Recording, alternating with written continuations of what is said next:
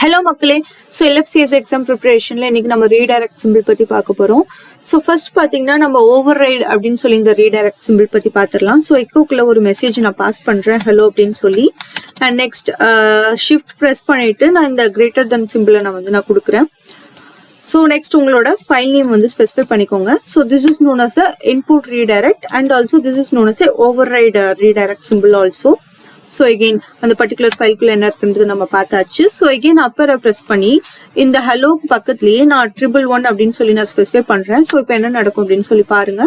So இப்போ பாத்தீங்கன்னா this overrides the existing content. ஓகேங்களா? சப்போஸ் எனக்கு existing content override பண்ணாம next lineல போய் எனக்கு add ஆகணும் அப்படின்னு சொல்லி நீங்க ஸ்பெசிஃபை அப்படின்னு நீங்க நினைச்சீங்கன்னா you can use this double greater than symbol instead of single. ஓகேங்களா? So gap விடாம just நீங்க double greater than symbol மட்டும் ஸ்பெசிஃபை பண்ணிக்கோங்க. ஓகேங்களா? existing content எதுவும் பண்ணாம just up and ஆயிடும்.